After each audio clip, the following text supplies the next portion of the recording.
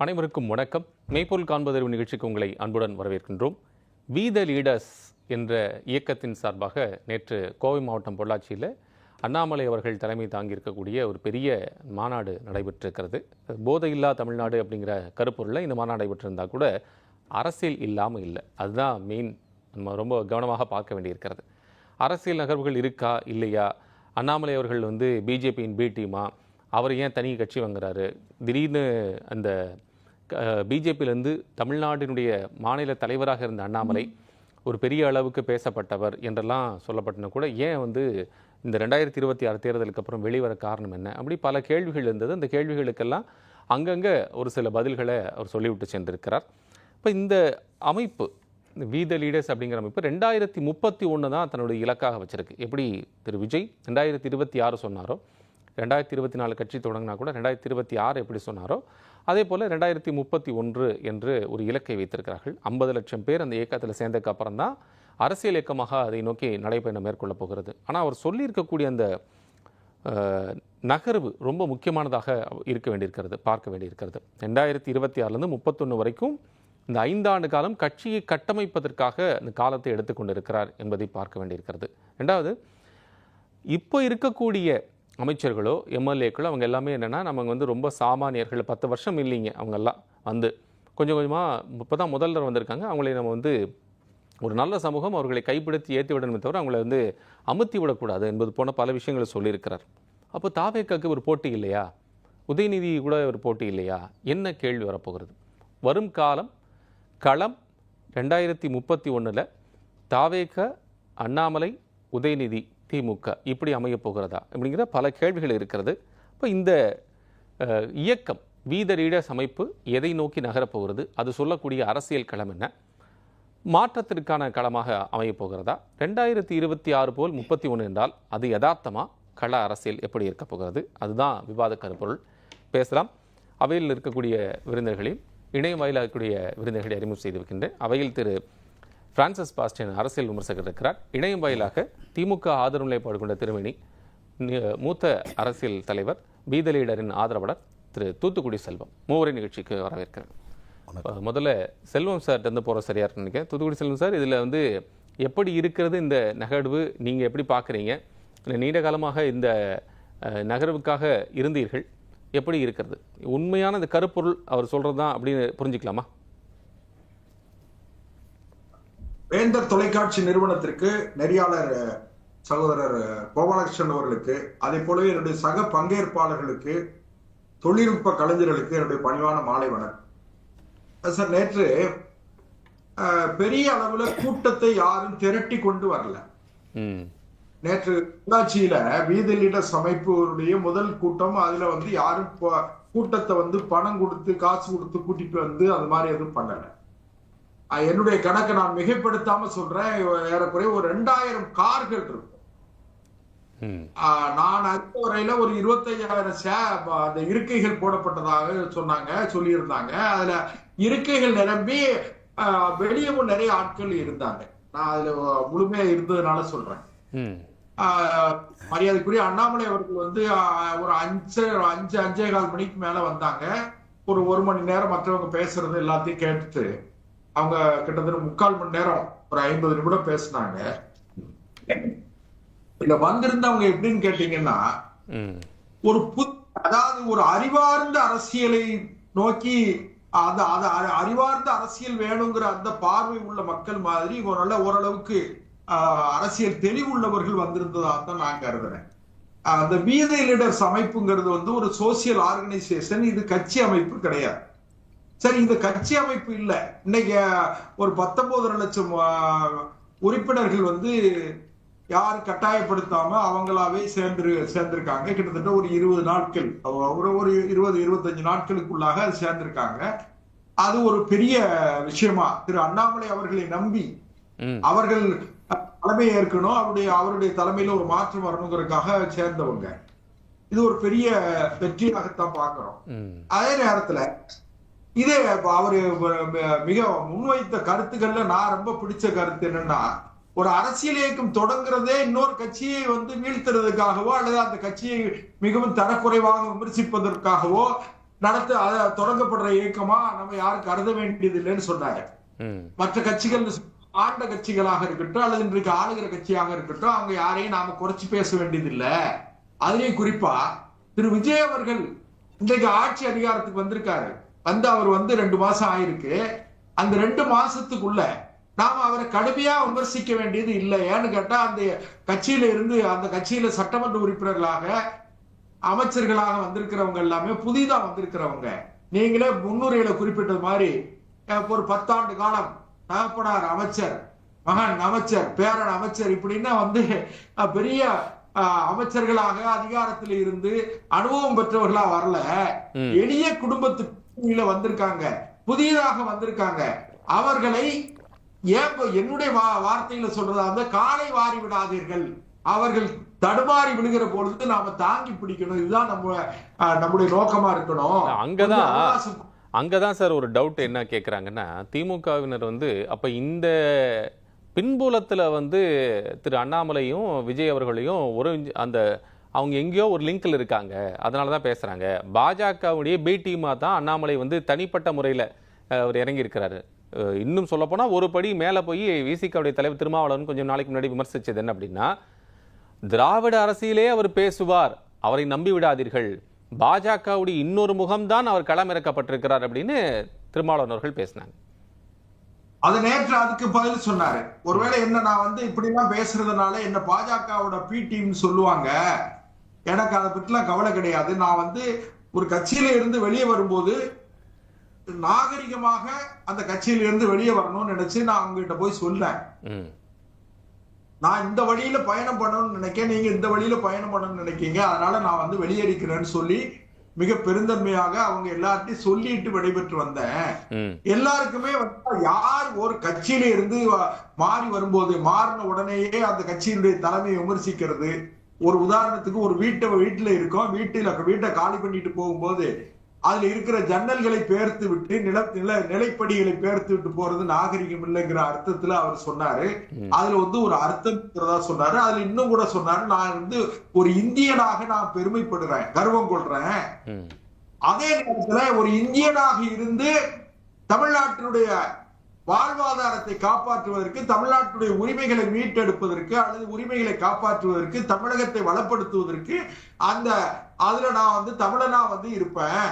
நான் ஜாதி மதம் கடந்து நான் ஜாதி மதத்தை எல்லாம் வீட்டுல இருந்து வரும்போதே பூட்டி வச்சுட்டு தான் வெளியே வருவேன். இப்ப என்ன கேள்வினா சார், இவ்வளவு நாட்கள் RSS, இவ்வளவு நாட்கள் பிஜேபி, இவ்வளவு நாட்கள் திரு மோடி, இவ்வளவு நாட்கள் திரு அமித்ஷா, இவ்வளவு நாட்கள் என்று பிஜேபி மற்றும் அது சார்ந்திருக்கக்கூடிய சித்தாந்தத்தை அதை பேசி இருக்கக்கூடியவர் திடீரென்று எப்படி அவரால் இந்த திராவிட சித்தாந்தத்தை உயர்த்தி பிடிக்க முடிகிறது, மாநில உரிமைகளை எப்படி தூக்கி பிடிச்சு பேச முடிகிறது? தேசிய நலன் சார்ந்திருக்கக்கூடிய போது இப்ப இருமொழி கொள்கை தேசிய நலன், மாநில நலனாக இருக்கிறது. தேசிய நலன் போது மும்மொழி கொள்கையை அமல்படுத்தணும்.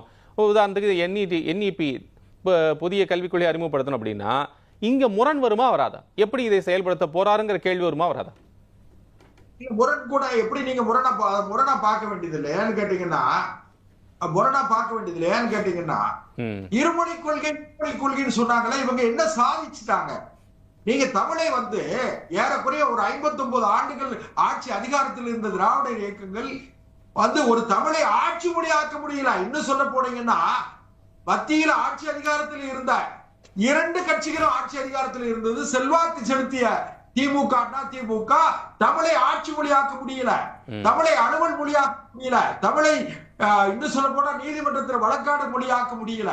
அப்படி இவங்க இருமொழி கொள்கைன்னு சொல்லிட்டு இவர்கள் நடத்துகிற பள்ளியில், திராவிட இயக்கங்கள் நடத்தக்கூடிய பள்ளிகள்ல மும்மொழி கொள்கை இருக்கு.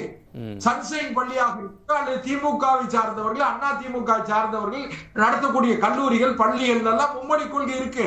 அதனால இந்த தேர்தல் தோல்வியை நீங்க திமுக, அண்ணா திமுக என்கிற 2 பெரும் கட்சிகள், கட்டமைப்புள்ள கட்சிகள் இந்த தேர்தலில் தோற்கடிக்கப்பட்டதனுடைய மிக முக்கியமான காரணமா நான் நினைக்கிறது என்னன்னு கேட்டீங்கன்னா, மக்களை இவர்கள் இவ்வளவு ஏமாற்றியதை மக்களை புரிஞ்சுக்கிட்டாங்க சார். நம்மகிட்ட சொல்றான். ஒரு காலம் ஒரு பத்திரிகையாளர் பேட்டியில மரியாதைக்குரிய டாக்டர் கலைஞர் அவர்களே கூட ஒன்று சொன்னாரு, தயாநிதி மாறன மந்திரி ஆக்கியிருக்கேன், அவனுக்கு ஹிந்தி தெரியும் அப்படின்னு சொன்னாரு. இந்த பத்திரிகை இது குறிப்புகளே இருக்கு.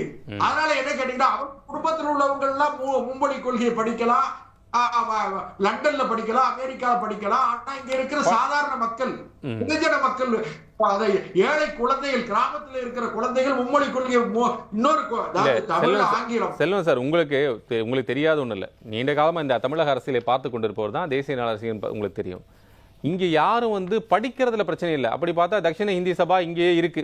நிறைய பேர் ஒவ்வொரு இடமும் பரீட்சை எழுதுறாங்க, பாஸ் பண்றாங்க. அது பிரச்சனை இல்லையே. யாரும் படிக்க வேண்டாம்னு சொன்னா அது அதற்கு எதிர்ப்பு வருமே, அது பிரச்சனை இல்லை. திணிப்பதில் தான் எதிர்ப்பு அப்படிங்கிறதா திராவிட கொள்கை, திராவிட சித்தாந்தமா சொல்றோம். அப்ப அந்த விஷயத்தில் திரு அண்ணாமலை என்ன முடிவு எடுக்க போகிறார்? இப்ப எதிர்க்க வேண்டாம், அவர் ஒரு நிமிஷம் சார், அவர் எதிர்த்து பேச வேண்டாம். பிரதமரை எதிர்த்தோ அல்லது அமித்ஷா அவர்களை எதிர்த்தோ அல்லது பிஜேபியுடைய முக்கிய தலைவர்களை எதிர்த்தோ வெளியே பேச வேண்டாம், அல்லது அது சார்ந்த பிரச்சனைகளை சொல்ல வேண்டாம். ஆனா என்ன கொள்கைகள் அதிலிருந்து மாறுபட்டு நிக்க போறார் அப்படிங்கிற கேள்வி வருது இல்ல.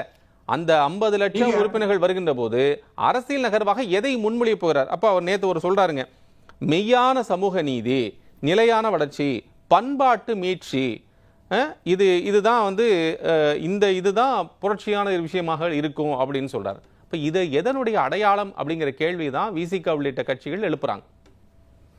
நான் ஒண்ணு சொல்றேன் சார், நீங்க இந்த திணிப்பு, நீங்க இந்தி திணிப்புன்னு சொல்லும் போதெல்லாம் எதுன்னு கேட்டீங்கன்னா, திமுக எப்பொழுதெல்லாம் அரசியல்ல நெருக்கடி வருதோ உடனே அப்ப எல்லாம் இந்தியை தூக்கி பிடிப்பாங்க.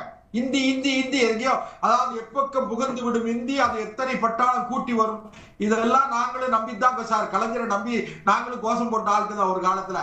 ஒரு பக்கத்துலயும் இந்தியும் வரல, ஒண்ணு வரல. அவங்க இப்பதான் தட்சணமா நீங்க சொன்னீங்களே இந்தி பிரச்சார சபாக்கள் இருக்கு பாருங்க, அந்த சபாக்கள்ல பாத்தீங்கன்னா பரீட்சை எழுதும் போது கூட்டங்கள் கட்டுக்கடங்காத கூட்டம் பிள்ளைகளை கொண்டு தாய்மார்கள் விடுறாங்க. அந்த அளவுக்கு இந்தி எல்லாரும், அதாவது தாய்மொழி தமிழ் கட்டாயம், ஆங்கிலம் அவசியம். இந்தி மாத்திரமல்ல, எல்லா மொழிகளும், எந்த மொழியாவது 3வது மொழி அந்த குழந்தைகள் படிக்கட்டுமே. கல்வி தாடி போல எப்ப பதியும்?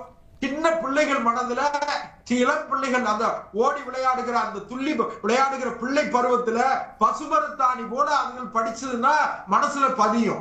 இதை விட்டுட்டு இவங்க அரசியலுக்காக, நான் மிக வருத்தத்தோடு சொல்றேன், அரசியலுக்காக திராவிடர் இயக்கங்கள் 2 தலைமுறையை, இன்னும் சொல்ல போனா எனக்கு வயது 64, என்னெல்லாம் இந்தி படிக்க விட்டுருந்தா இன்னைக்கு அகில இந்திய அளவுல அரசியல் இயக்கத்தில் ஒரு அகில இந்திய அளவுல என்னால ஜொலித்திருக்க முடியும். இந்தி தெரியலங்கிறது எனக்கு மிகப்பெரிய அளவுல வருத்தமா இருக்கு. இல்ல, உங்களை கத்துக்க சொல்லி யாரும் தடை பண்ணலையே சார். நீங்க கத்துக்கன்னு சொல்லி உங்ககிட்ட யாரும் செல்வத்தை யாரும் கைப்பிடிச்சு இழுத்தாங்களா? செல்வம் சார் நீங்க படிக்க கூடாதுன்னு இன்னொரு விஷயம் என்ன கேட்டீங்கன்னா, நான் அரசியல்ல கால் பதித்த காலத்துல கலைஞரை தவிர தமிழை காப்பாற்றுவதற்கு ஆளே இல்லை, இப்படி எல்லாம் நினைச்ச உண்டு. சேது கால்வாய் திட்டம் அப்படிம்பாரு, அவருக்கு நெருக்கடி வரும்போது உடனே சேது கால்வாய் திட்டத்தை நாம ஆராய்ச்சி பண்ணி இந்திரா காந்தி எடுத்துட்டு போயிட்டாங்க, அது போயிட்டாங்க, இவங்க போயிட்டாங்க நம்ம சொல்லுவோம். நாங்களாம் மேடையில பேசியிருக்கோம். ஆனால் உண்மை என்னன்னு கேட்டா, தமிழகத்தினுடைய வாழ்வாதார உரிமைகள் எல்லாம் பறிக்கப்பட்டது அனைத்தும் கலைஞருடைய, மரியாதைக்குரிய டாக்டர் கலைஞருடைய காலத்துலதான் தமிழ்நாட்டினுடைய உரிமைகள் விட்டுக் கொடுக்கப்பட்டது. அதே மாதிரி நாம ஒரு புதிய அரசியலை முன்னெடுப்போம், ஒரு நாகரிக அரசியல். நான் இன்னும் கூட ஒண்ணு சொல்றேன் சார், கலைஞர் அளவிற்கு காங்கிரஸ் காமராஜரை விமர்சித்தவர்கள் யாருமே கிடையாது. பெரியார் அளவிற்கு அண்ணாவை விமர்சித்தவர்கள் கிடையாது. திமுக அளவிற்கு பெரியாரை விமர்சித்தவர்கள் கிடையாது.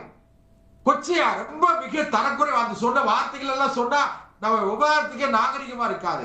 அப்படியெல்லாம் விமர்சித்து தேவைப்படுகிற பொழுது மாற்றான் தோட்டத்து மல்லிகைக்கு மனம் உண்டு.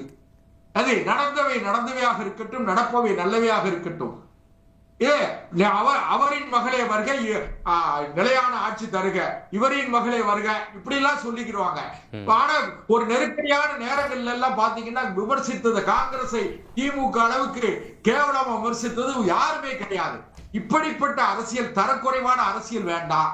இன்றைக்கு தமிழக வெற்றி கழகத்திற்கு 1,68,000 வாக்காளர்கள் வாக்களித்திருக்காங்க. அந்த வாக்காளர் அவங்களுக்கு தான் 108 இடம் கொடுத்திருக்காங்க. அதை நாம அவங்க தடுமாறி விடுகிற பொழுது தாங்கி பிடிப்போம். அவங்க இன்னும் கொஞ்சம் வரட்டும், நல்லா செய்யட்டும், தமிழ்நாட்டுக்கு நல்லது செய்யட்டும், நமக்கான காலம் இருக்கு. இப்போ 60 நாட்களுக்குள்ள என்ன வந்துற போது நீங்க இன்னும் கூட நம்ம பேசுவோம்.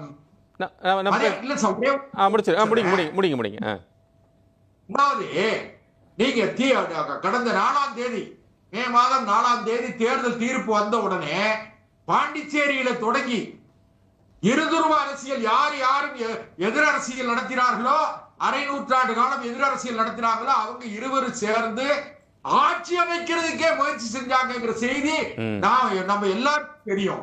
அப்படியெல்லாம் கூட அரசியல்ல தடுமாறுகிற ஒரு கொள்கை தடுமாற்றம் இருக்கிற இந்த அரசியல் வேண்டாம், நாம நாகரிக நடத்துவோம்னு சொல்றாரு.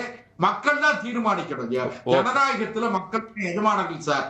நாம மக்கள்கிட்ட செய்திகள் சொல்றோம், மக்கள் எப்படி எடுத்துக்கிறாங்களோ அதை அப்படியே எடுத்துக்கிட்டோம். இன்னும் கூட ஒண்ணே நம்ம பேசுவோம், ரெண்டாவது சுற்று பேசுவோம். செல்வம் சார், நம்ம மீண்டும் வரேன், நம்ம பேசுவோம். நிறைய நம்ம மற்ற விருந்தினர்கள் இருக்கிறாங்க. திருமேனி நிகழ்ச்சிக்கு திரு ராமன் அவர்களையும் வரவேற்கிறேன். அதுக்குள்ள நம்ம திருமேனி அவர்கிட்ட பேசிட்டு வந்தோம். திருமேனி, நீங்கள் எப்படி பார்க்கிறீர்கள், எப்படி புரிந்து கொள்ள வேண்டியிருக்கிறது திரு அண்ணாமலை அவர்களுடைய இயக்கமும் இந்த நகர்வுகளும்? வேந்தர் தொலைக்காட்சி நேயர்களுக்கும் என்னோடு பங்கேற்கக்கூடிய பங்கேற்பாளர்களுக்கும் அதே போல இந்த நிகழ்ச்சியை நடத்தி கொண்டிருக்கின்ற உங்களுக்கும் என்னுடைய முதற்கண் வணக்கங்கள். நீங்க கேட்ட கேள்விக்கு உள்ள வர்றதுக்கு முன்னாடி, இதுக்கு முன்னாடி பேசின அண்ணா அவருக்கு ஒரு சின்ன ஒரு பதிலுரை ஒன்று சொல்லணும்னு நினைக்கிறேன். அதாவது யாரு தமிழ்நாட்டுல ஒரு அரசியலுக்குள்ள வரணும் அப்படின்னு நினைச்சாலும் அவங்க ஒண்ணு திமுகவை ஆதரிச்சு அரசியல் பண்ணணும் அல்லது திமுகவை எதிர்த்து அரசியல் பண்ணணும். இதுதான் கடந்த 60-70 ஆண்டு காலமாக தமிழ்நாட்டினுடைய அரசியல் களமாக இருந்திருக்கிறது. அந்த விதத்தில் அண்ணன் பேசியது எல்லாமே பாத்தீங்கன்னா திமுகவை எதிர்த்தாதான் தமிழ்நாட்டுல அரசியல் பண்ண முடியும் அப்படிங்கிற விதத்துல அவர் பேசினதாக நான் எடுத்துக்கிறேன். உங்களுக்கு ஒரு தகவலுக்காக சொல்றேன் திருமேனி, உங்களுக்கு ஒரு தகவலுக்காக சொல்றேன். அவர் தூத்துக்குடி செல்வம் அவர் கலைஞர் அவர்கள் ஆட்சி வருகின்ற போதே அந்த இடத்துல அவர் இருந்து அவரும் அதன்பால் ஈர்க்கப்பட்டு அந்த அரசியல் திராவிட அரசியலிருந்து இன்று விலகி வந்திருக்குங்கிறது உங்களுடைய கவனத்திற்காக சொல்றேன். அதான் அவர் சொன்னாரு, இந்த எப்படி இருந்தோம் நாங்க அப்படிங்கறது தான் குறிப்பிட்டு சொன்னாரு. நீங்க பேச்ச தொடர். ஒரே தம்பி திருமேனி அவர்களுக்கு 13 முறை திமுகவில் ஜெயிலுக்கு போயிருக்கேன். 13 முறை. இலங்கை தமிழர் பிரச்சனையும் பாரு, இந்தியும் பாரு. ஐயோ, இந்த மாதிரி ஒரு இத வேண்டாம். சரி, நான் பாயிண்ட் எடுத்துக்கிறேன் செல்வம் சார். என்னுடைய நேரத்துல நான் பேசிக்கிறேன். அடுத்த முறையில நீங்க உங்களுடைய பதிலுரைகளை சார் அவர் சொன்னாரு, நிறைய கருத்துக்கள்லாம் சொன்னாரு. ஓகே, அதாவது உண்மையான ஒரு திமுக தொண்டனாக இருப்பவர் எப்போதும் இந்த இயக்கத்தின் பால் பற்று கொண்டவனாக இருப்பான். அப்படி ஒருத்தர் வேற கட்சிக்கு போறாங்க அப்படின்னா மேபி அது அவருடைய தனிப்பட்ட விருப்பங்களா இருக்கு, அதுக்குள்ள நம்ம போறதுக்கு விரும்பல. ஓகே, திரு அண்ணாமலை அவர்கள் நேற்றைக்கு இந்த போதை ஒழிப்பு மாநாடு அப்படிங்கிற ஒன்றை பொள்ளாச்சியில் நடத்தியிருக்கிறதை நம்ம பார்க்க முடிகிறது. நேற்றைக்கு திரு அண்ணாமலை அவர்கள் பேசின அந்த பேச்சை முழுக்க என்னால கேட்க முடிந்தது. என்ன அப்படின்னா, மொத்தமாக ஒரு 40 - 45 நிமிடம் அவர் பேசியிருக்கிறாரு. அதுல இந்த போதை ஒழிப்பை பற்றி அவர் என்ன பேசியிருக்கிறாருன்னு பார்த்தோம்னா, மொத்தமா தொகுத்தா கூட ஒரு 5 - 10 நிமிடம் கூட இருக்காது. முழுக்க அந்த மேடை என்பது ஒரு அரசியல் மேடையாகத்தான் பார்க்கப்படுகிறது. குறிப்பா என்னன்னு சொல்லணும் அப்படின்னு சொல்லி சொன்னாக்கா, பாஜக பல ஆண்டுகளாக தமிழ்நாட்டில் எப்படியாவது கால் ஊன்றி விட வேண்டும் அப்படிங்கிற ஒரு நோக்கத்துல தொடர்ச்சியாக பல்வேறு செயல்பாடுகளை செய்து கொண்டே இருக்கிறது.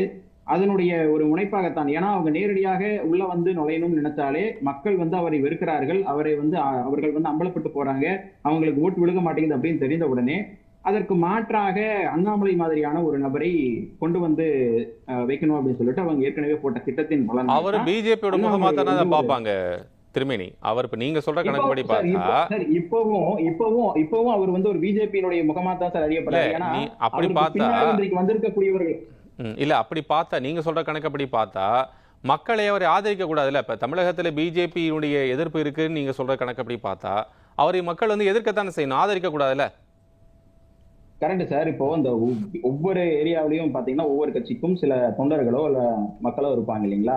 அந்த வகையில பிஜேபிக்கு ஆதரவாக இருந்த செயல்பட்ட சிலர் அல்லது அண்ணாமலையின் பால் ஈர்க்கப்பட்ட சிலர் அவங்க இன்னைக்கு இந்த கூட்டத்திற்கு வந்திருக்காங்கன்னு தான் சொல்ல முடியுமே ஒழிய புதுசா ஒரு பட்டாளம் வந்துருச்சு அப்படின்லாம் நம்மளால இதை எடுத்துக்க முடியாது. ரெண்டாவது பாத்தீங்கன்னா திரு அண்ணாமலை அவர்கள் பேசிய இந்த பேச்சு அப்படிங்கிறது பாத்தீங்கன்னா முழுக்க அரசியல் பற்றியான ஒரு பேச்சு தான். அதுல குறிப்பா ஒரு விஷயம் சொல்றாரு, இது வரைக்கும் இந்தியாவிலேயே எந்த ஒரு இயக்கமும் உருவாகி அதற்கு பிறகு அது அரசியல் கட்சியாக மாறி 50 ஆண்டு 60 ஆண்டு காலம் அந்த அரசியல் கட்சி படிப்படியாக மக்களுக்கு நல்லது செஞ்சதில்லை அப்படின்னு சொல்லிட்டு ஒரு விஷயத்த சொல்றாரு.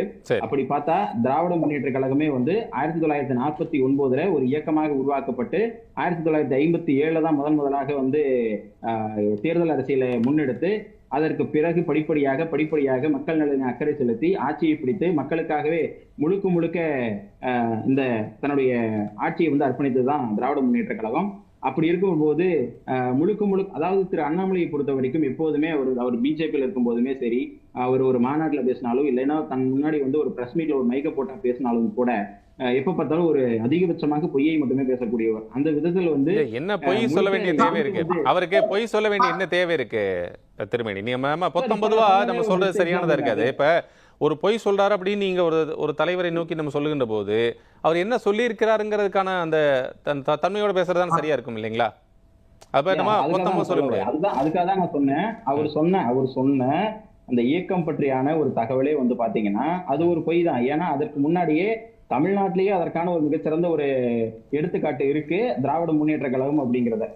அப்புறம் அவர் தொடர்ச்சியாக பேசிக்கொண்டே வருகிற போது அதுல நிறைய விஷயங்கள் குறிப்பிட்டு சொல்ல போனா அந்த ரேஷன் கார்டு கடன், தமிழ்நாட்டினுடைய கடனை பற்றி எல்லாம் வந்து பேசினாரு. ஒவ்வொரு ரேஷன் கார்டுக்கும் வந்து பாத்தீங்கன்னா 4.5 லட்சம் ரூபாய் கடன் இருக்குது, இப்படியே போச்சுன்னா வந்து அப்படியே படிப்படியா அதிகப்படுத்தியே போகும். ஒரு நிமிஷம் செல்வம் சார் ஒரு நிமிஷம், நான் உங்களுக்கு மீண்டும் வாய்ப்பு தரேன், நீங்க பேசுங்க. நான் தம்பி அவர் சார் பேசட்டும். திருமணி சார் பேசுங்க. திருமணி சார் அப்போ நம்ம பொதுவாவே வந்து நமக்கு கடன் இருக்குது அப்படின்னு சொல்லி நம்ம பாக்குறோம் அப்படின்னு சொன்னாலே கூட நம்மளுடைய தனிநபர் வருமானம் எவ்வளவு இருக்குது அப்படிங்கறத நம்ம பார்க்கணும். அது ரொம்ப முக்கியம். அதே போல தமிழ்நாட்டினுடைய ஜிடிஎஸ்பி எவ்வளவு இருக்குது அப்படிங்கறத பார்க்கணும். அப்படின்னா ஒரு நம்ம கடன் வாங்குறோம் அப்படின்னு சொல்லி சொன்னா, இப்போ ஃபார் எக்ஸாம்பிள் ஒரு பேங்க்ல போய் நம்ம ஏதாவது ஒரு லோன் வாங்கணும்னா கூட அதற்கு கொலேட்டரலாக ஏதாவது ஒரு பொருள் கேட்பாங்க. அது இருந்தா தான் வந்து நமக்கு லோன் அவன் வந்து சாங்ஷன் பண்ணுவாங்க. அதே மாதிரி தான் ஒரு மாநிலம் இவ்வளவு தூரம் கடன் வாங்கலாம் அப்படின்னு சொல்லிட்டு அதற்கு ஒரு தர நிர்ணயம் வைத்திருக்கிறார்கள். அந்த நிர்ணயத்துக்கு உட்பட்டு தான் தமிழ்நாடு அரசு ஒரு கடனை வந்து வாங்க முடியும். அப்போ கடன் வாங்குறது எப்படி வெறுமனே வந்து சும்மா கடன் வாங்குறாங்க அப்படி கிடையாது. நினைவுக்கு நான் ஒண்ணு சொல்றேங்க திருமணி, இப்ப நீங்க பேசுறது அதனால இப்ப இந்த கடன் பத்தி பேசுறங்காட்டிக்கு நான் அந்த ஒரு விஷயத்தை குறிப்பிடுறேன். அம்மையார் நிர்மலா சீதாராமன் அவர்கள் இப்ப சமீபத்தில் தமிழகத்திற்கு வந்திருந்த போது பல்வேறு இடங்கள்ல நிகழ்வுகளை கலந்துட்டாங்க. அதுல ஒரு காஞ்சிபுரத்துல பங்கேற்ற நிகழ்வுல இந்த கேள்வி அவர்கிட்ட வைக்கப்பட்டது. அப்போ அதற்கு அவங்க என்ன சொன்னாங்கன்னா, கடன் வாங்குறது தப்பு இல்லைங்க, கவர்மெண்ட்டும் மத்திய அரசும் கடன் வாங்கத்தான் செய்யுது, தப்பில்லை. எதற்காக அந்த கடன் பயன்படுத்தப்படுகிறது நீங்க அப்படிங்கிற கேபிட்டல் இன்வெஸ்ட்மெண்ட்டா என்ன இருக்கு அப்படிங்கிற ஒரு கேள்வியை நோக்கி அவங்க வச்சாங்க. உங்களுக்கு நினைவுக்காக நான் சொல்றேன் ப்ளீஸ். சரி, அதே தான் சார் நானும் கேட்கிறேன். இப்ப தமிழ்நாட்டில் கடந்த 5 ஆண்டுகள் திராவிட முன்னேற்ற கழகத்தினுடைய ஆட்சியில எத்தனை முன்னெடுப்புகள், எத்தனை திட்டங்கள் கொண்டு வரப்பட்டது? இல்லைங்க, மூலதன செலவா என்ன இருக்குது அதுதான் கேட்கிறேன். இப்ப நீங்க அதுல இருந்து வருமானம் இப்ப ஒரு இத்தனை அவங்க சொன்னது என்னன்னா, இவ்வளவு பெரிய போர்ட்டு கட்டி இருக்கோம், இவ்வளவு பெரிய சாலைகள் அமைச்சிருக்கிறோம், இவ்வளவு மக்களுக்கு நலத்திட்டங்கள் கொண்டு போய் செய்திருக்கோம், இவ்வளவு பேர் வறுமையிலிருந்து ஒழிச்சிருக்கிறோம், இந்த மாதிரி திட்டங்கள் தமிழகத்தில் செயல்படுத்த நீங்க ஃப்ரீபீஸ் கொடுங்க, வேண்டான்னு சொல்லலைங்க. இது அவர்கள் சொன்ன வார்த்தை. இன்னமும் ஆன்லைன்ல இதுல யூடியூப்ல இருக்கு, நீங்க தயவுசெய்து எடுத்து பார்த்துக்கலாம். காஞ்சிபுரத்தில் அவங்க கொடுத்திருந்த பேட்டியில இந்த விஷயம் சொல்லும். கொடுக்கறது நான் வேண்டான்னு சொல்லலை, இதையும் நீங்க கான்சென்ட்ரேட் பண்ண வேண்டாமா அப்படிங்கிற கேள்வி எழுப்புனாங்க. அதை தான் அவர் அண்ணாமலை கேள்வி எழுப்புறார். சார் அப்படி பார்த்தா முதல்ல ஒரு பிரதானம் அப்படிங்கிறது ஒரு மக்களுக்கான கல்வி, வேலை வாய்ப்பு, பொருளாதாரம், இதை உட்கட்டமைப்பு வசதிகள், இதை வந்து நம்ம வந்து மேம்படுத்தினா மட்டும்தான் மக்களினுடைய வாழ்வாதாரம் உயரும். அதன் மூலியமாக தான் வந்து இந்த கடனை திருப்பி கட்டுறது அப்படிங்கறதெல்லாம் 2ஆம் பட்சம். முதல்ல மக்களுக்கான இன்ஃப்ராஸ்ட்ரக்சர் டெவலப்மெண்ட் பண்ணா தாங்க சார் அவன் வந்து அடுத்து படிப்பான், அடுத்து வேலைக்கு போவான். அவன் போய் வருமானம் மீட்டுகிற போது அந்த வருமானத்தின் மூலமாக பெறுகிற வரியின் மூலமாக நம்மளுடைய கடனை வந்து திருப்பி கட்ட முடியும். இதுதானே சார் ஒரு பேசிக்கான ரூலே. அப்போ அப்படி இருக்கிற போது நான் வந்து திருமதி நிர்மலா சீதாராமன் அவர்களுக்கு வந்து என்ன சொல்றதுன்னு தெரியல. மேபி அவங்க வந்து ஒரு இந்திய நாட்டினுடைய ஒரு நிதியமைச்சராக இருக்கிறார். தமிழ்நாட்டுல பொதுவாகவே வந்து இந்த ஃப்ரீபீஸ் கொடுக்கறத பத்தியே வந்து காலங்காலமாக குறை சொல்லிக் கொண்டே இருப்பார்கள். ஆனா வந்து பாத்தீங்கன்னா தமிழ்நாட்டினுடைய திட்டங்களை அப்படியே காப்பி பண்ணி கொண்டு போய் மற்ற மாநிலங்களை கொண்டே பேஸ் பண்ணிட்டு இருப்பாங்க. ஸோ நான் அந்த விஷயங்கள்ல இருந்து இது பண்ணிட்டு அடுத்ததாக என்னுடைய பாயிண்ட்டுக்குள்ள வர்றேன். அதே போல தன்னை வந்து பாத்தீங்கன்னா திரும்ப வந்து ஒரு தேசியவாதி அப்படின்னு அடையாளப்படுத்திக்கிறார் திரு அண்ணாமலை. அப்போ தமிழ்நாட்டுல வந்து பிஜேபியினுடைய பி டீமாக நான் வந்து செயல்படலை அப்படின்னு சொல்லி சொல்றாரு. ஆனா பார்த்தோம்னு சொல்லி சொன்னாக்க தேசியவாதி அப்படின்னு சொல்லிட்டு தன்னை வந்து பிரகடனப்படுத்திக்கிறாரு. அப்போ திரு அண்ணாமலை அவர்கள் வந்து என்ன சொல்ல வர்றாரு அப்படிங்கிறது தான் எங்களுடைய கேள்வியாக இருக்கிறது. மீண்டும் வந்து ஒரு மத அரசியலை பாஜகவினுடைய பி டீமாகத்தான் அவர் செயல்படாதுங்கிறது எங்களுடைய நேரடி குற்றச்சாட்டாக இருக்கிறது. பாஜகவுடன் கைகோர்க்க திமுக தயாராகி இருக்கிறதுன்னு வெளியே செய்திகள் வந்து கொண்டு இருக்கிறது என்றால், இப்போ அதே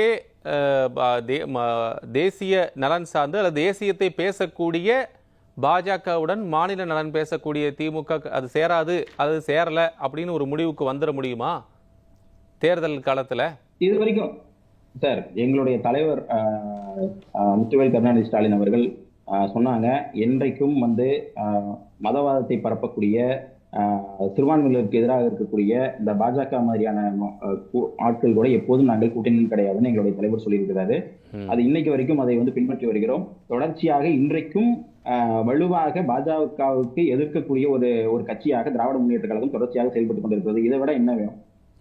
ஆனா இதை திரு அண்ணாமலை அவர்கள் வந்து ஷோர் பண்ணுவாரா? நான் வந்து சிறுபான்மை மக்களுக்கு எதிராக இருக்க மாட்டேன் அப்படின்னு சொல்லுவாரா?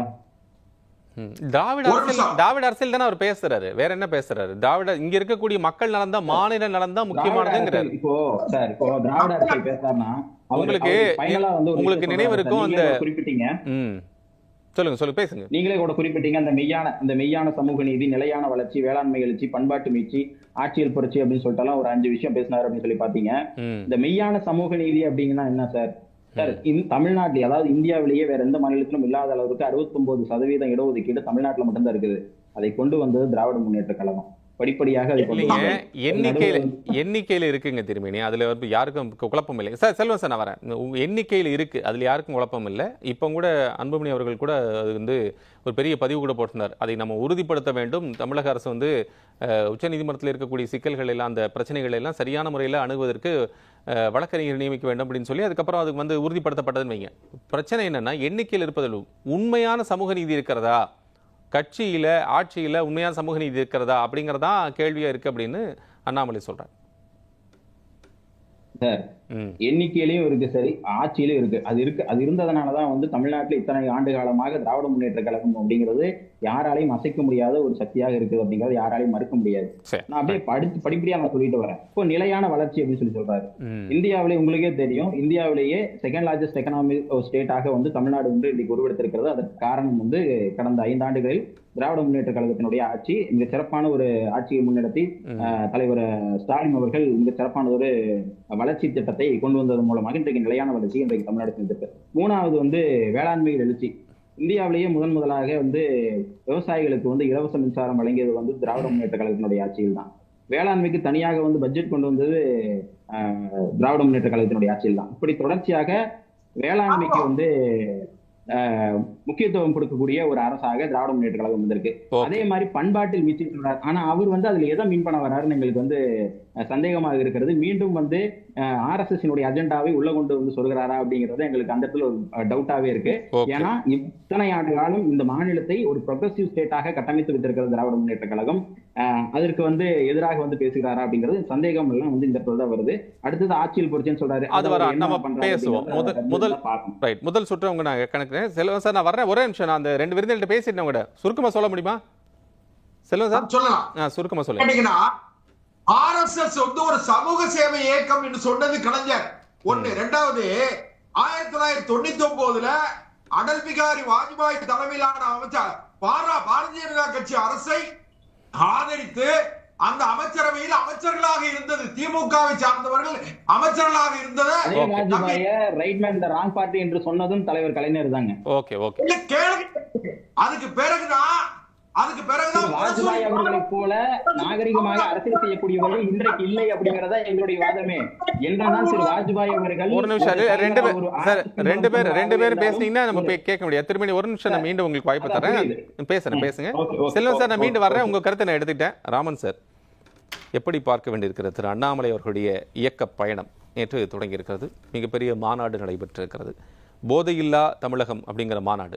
ஆனால் இப்போ திருமணி குறிப்பிட்டாரு, அதில் வந்து 10 நிமிடம் மட்டும்தான் போதை இல்லாத விஷயத்தை பற்றி பேசியிருந்தார், மது மற்றும் அது சார்ந்திருக்கிற விஷயங்களை பற்றி பேசியிருந்தார். பெருமளவுக்கு அதில் அரசியல் தான் இருக்கிறது, அரசியல் நோக்கி தான் நகர்வுகள் இருக்கிறது. அவர் மீண்டும் ஒரு அஜெண்டாவாக பிஜேபியுடைய இன்னொரு முகமாக அவர் இறக்கிவிடப்பட்டுகிறார் என்றெல்லாம். இல்லை, அது திருமணி அவருடைய பார்வை. அவர் நல்லா கண் ஆஸ்பத்திரியில் போய் செக் பண்ணி எல்லாம் செக் பண்ணால் எல்லாம் கரெக்டாக இருக்கும். வந்து அதில் என்னென்னா, அண்ணாமலை ஒரு 10 நிமிஷம் தான் அது போதை இல்லாத சப்ஜெக்ட் பேசினார். மற்றெல்லாம் அரசியல் தான் எல்லாமே மிக்ஸ் பண்ணி தான் அரசியல் பண்ண முடியும், சொல்ல முடியும். அதில் என்ன தப்பு இருக்குது சொல்லுங்கள். வந்து அதுக்காக வந்து கந்தசேஷ கவசமும் சண்முக கவசமும் திருப்பாவையும் திருவெண்பாவையும் பன்னீர் ஆழ்வாருடைய சப்ஜெக்ட் இப்படி பேசிட்டு இருக்கோம், 24 மணி நேரம் பேசிட்டு முடியுமா சொல்லுங்கள். அவர் என்ன சொல்றாரு, 2026 மாற்றம் வந்திருக்கு தமிழ்நாட்டில். ஸோ 2031 நாங்கள் மாற்றம் கொண்டு வருவோம்னு ஏன்னு சொன்னாருன்னா, 2026 தாவேகா புதிய அரசு அமையும்னு திமுக நம்பிச்சா அல்லது அதிமுக நம்பிச்சா? இல்லையே. அப்படி இருக்கின்ற போது தமிழ்நாட்டு மக்கள் இளம் தலைமுறை போதையில்லாத ஒரு தமிழகத்தை உருவாக்கின்றார்கள். அவர் இருக்கிறார், தமிழ்நாட்டில் ஒவ்வொரு கல்லூரியிலும் 10 பேருக்கு ஒரு பேர் ட்ரக் அம்பாசடர் வந்து உருவாக்கியதே திமுக கலாச்சாரம் தான். ஆகவே தமிழ்நாட்டு மக்களை கெடுப்பதற்கோ அழிப்பதற்கோ கலாச்சார பண்பாட்டை சீரழிக்கிறதுக்கோ இனிமேல் இல்லை. எல்லாம் திராவிட முன்னேற்ற கழகம் கட்சி பண்ணிட்டாங்க. ஸோ இதிலிருந்து மீண்டெடுக்க வேண்டுமானால் இளம் தலைமுறை ஒரு வழிகாட்டியாக இருக்க வேண்டும். எப்படி இராணுவத்துக்கு ஆளெடுக்கும் போது அதில் பயிற்சி தேர்வு செய்து அதன் மூலம் பயிற்சி பெற்று ஒரு முழு இராணுவ வீரனாக தன்னை இந்த நாட்டுக்கும் தேசத்துக்கும் அர்ப்பணித்து செயல்படுகின்றாரோ, அதே போல் தன்னர்வ தொண்டு நிறுவனம் போல் இந்த அமைப்பு உருவாக வேண்டும். அப்படி உருவாக்கினால்தான் தமிழ்நாட்டில் கட்டமைப்பான ஒரு ஆட்சி கட்டமைப்பை உருவாக்க முடியும் என்று சொல்றாங்க. இப்ப தாவேகா 2026 புதிய அரசு வந்துள்ளது. தாவேகாவுடைய ஒவ்வொரு தாவேகாவுக்கும் அண்ணாமலைக்கும் ஒருபோதும் மோதல் வராது. ஆனால் கேள்விகள் எழுப்பும். அண்ணாமலை ஒவ்வொரு அவர் என்ன சொல்றாருன்னா, நம்முடைய செயல்பாட்டில் இருக்கக்கூடிய நாம் சொல்லதை செய்யாமல் போனால் நாங்கள் கேள்வி எழுப்புவோம் அப்படின்னு சொல்றாரு. அப்போ என்ன புரிந்து கொள்ள வேண்டியிருக்கிறது, ஏற்கனவே திமுக வந்து பாஜகவுடைய பி டீம் என்று தாவேகாவை குறிப்பிட்டு சொல்கிறது. இப்போ இன்னொரு கேள்வி என்ன, பாஜகவுடைய இன்னொரு முகமாகத்தான் அண்ணாமலை அவர்கள் களமிறக்கப்பட்டிருக்கிறார் அப்படின்னா, இப்போ பாருங்க இவங்க 2 பேர் ஒரே ஏங்கல்ல ஒர்க் பண்றாங்க பாருங்க. இவர் குறை சொல்ல மாட்டேங்கிறாரு, அவர் குறை சொல்ல ஒன்றும் பிரச்சனை இல்லை அப்படின்னு அமைச்சர் சொல்றாரு. அவரை நம்ம எதிரியா பார்க்க வேண்டியதில்லைன்னு சொல்றாரு அப்படின்னு குறிப்பிடுறாங்களே. இல்லை சார், உங்களுக்கு தாவேகா இப்போ தான் ஆட்சி வந்திருக்குது.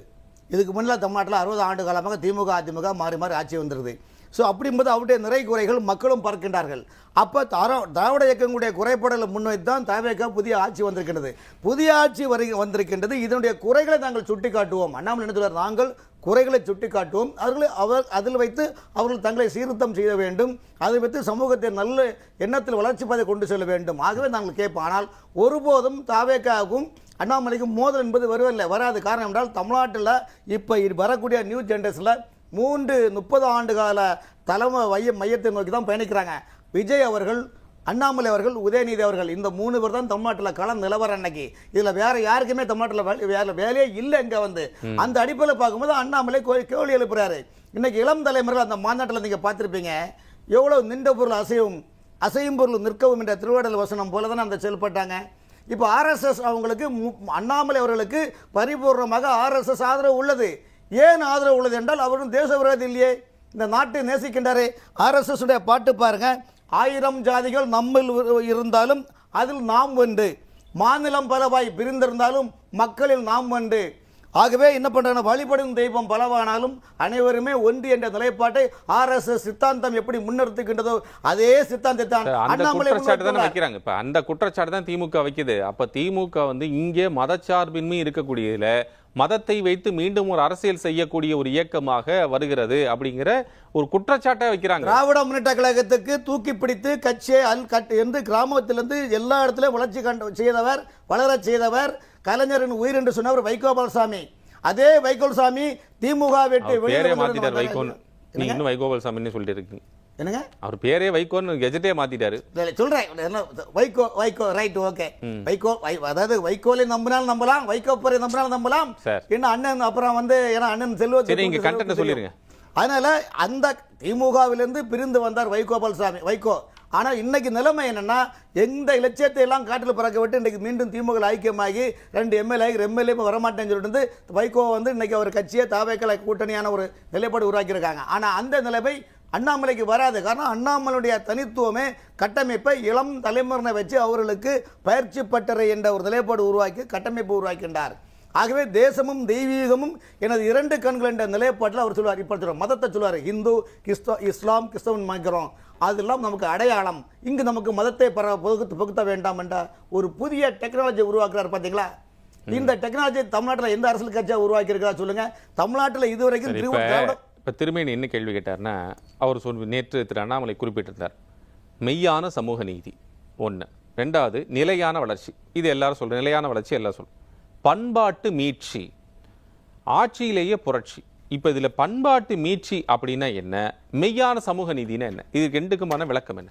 சார் பண்பாடு என்பது சார் வாங்க சார் உட்காருங்க சார், கலாச்சாரம் பண்பாடு என்பது இதனை வந்து ஒரு மனிதன் ஆடை போடுவதும் அதுவும் ஒரு கலாச்சாரம் தான். ஒரு மனிதன் கோயில் கும்பிடுறது, அம்மா அப்பா அண்ணன் உறவுகள் எல்லாமே ஒரு பண்பாட்டுடைய நிலைப்பாடு சார். சார் தமிழ்நாட்டில் இதுவரைக்கும் 60 ஆண்டு காலமாக எத்தனோ கட்சி ஆட்சி வந்தன.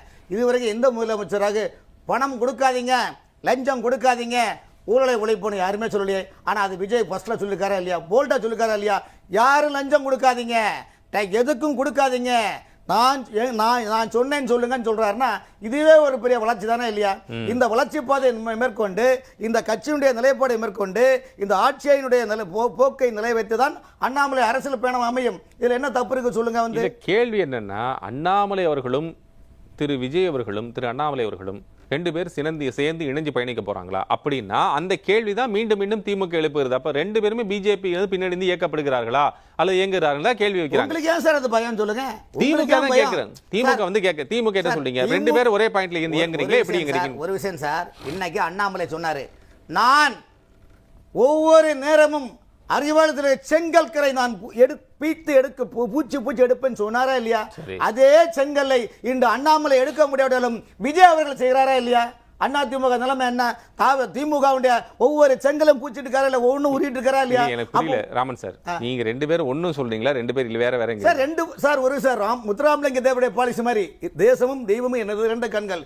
இன்னைக்கு 2000 கொள்கை எதிரின்னு திரு விஜய் சொல்றாரு பாஜகவை, நீங்க அண்ணாமலை கொள்கை எதிரின்னு சொல்றாரா? பாஜகவை தேசியவாதின்னு சொல்றாரு, தன்னை இங்க விஜய் தேசியவாதின்னு அடையாளப்படுத்திக் கொள்றாரு. இல்ல கொள்கை எதிரின்னு சொல்றாரு. பாஜகவை விஜய் அவர்கள் பொது எதிரின்னு சொல்றீங்க, கொள்கை எதிரின்னு சொல்றீங்க, ரைட், ஓகே, உங்க இதிலே வச்சு விடுவோம்.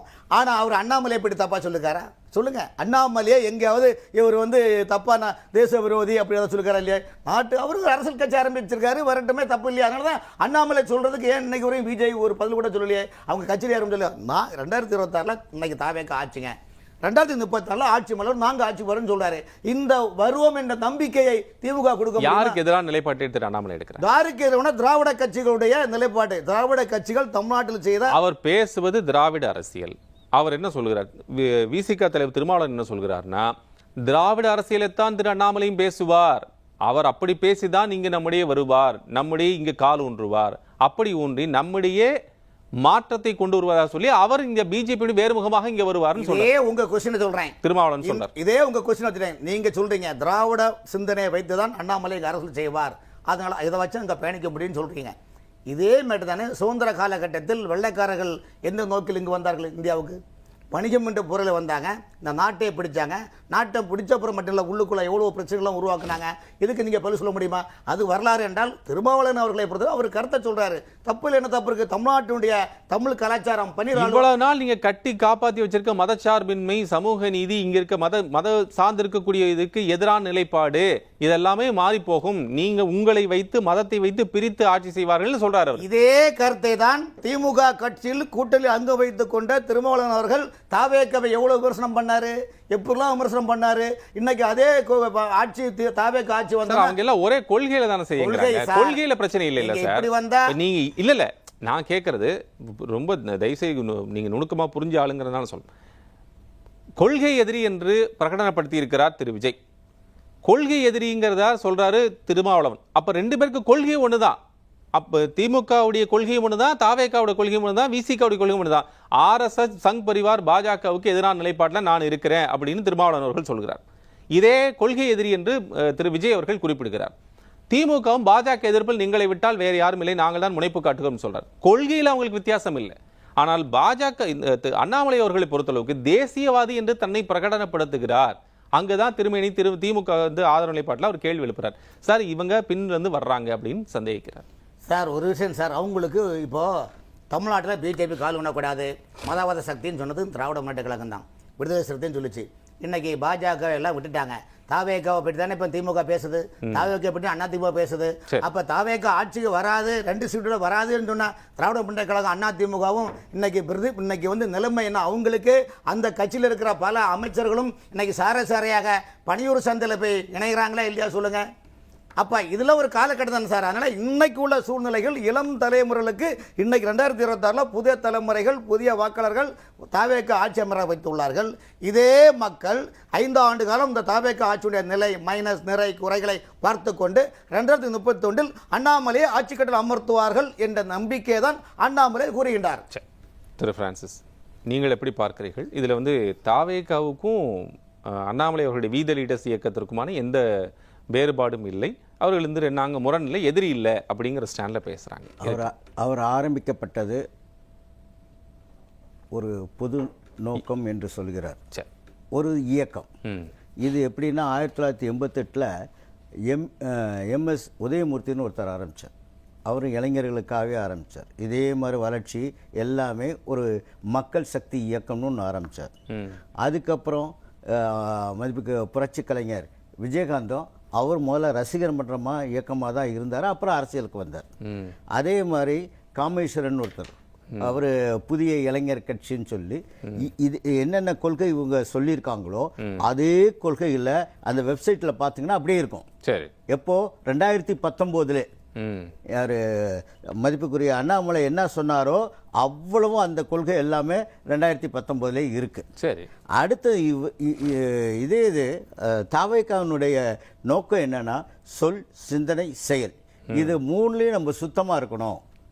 அந்த எண்ணத்தில் தான் முதல்ல கொள்கை என்ன, லஞ்சத்தை ஒழிப்போம், போதையில்லா தமிழகத்தை உருவாக்குவோம், மக்கள் மத்தியிலே ஒரு அரசியல் விழிப்புணர்வை காட்டிலும் அவர்களுக்கு வேலை வாய்ப்பு கொடுத்து அவர்கள் வாழ்வாதாரத்தை உயர்த்துகின்ற நோக்கத்தில் தான் அவங்க இறங்கியிருக்காங்க. அப்போ ஏறக்குறைய இதுவும் சமமாக சரிசமமாக இருக்கு. அது இயக்கம், இது கட்சி இல்ல, அது இப்ப இயக்கமாக இருக்கிறோம். ஆமா, திரு அண்ணாமலை என்ன சொல்றாருன்னா அதுல வந்து 19 லட்சம் பேர், அதுல ஒண்ணுதான் எடுத்திருக்காரு. அதான் 19 லட்சம் நேத்து நடந்தது போதைப் பொருள் இல்ல மாநாடு.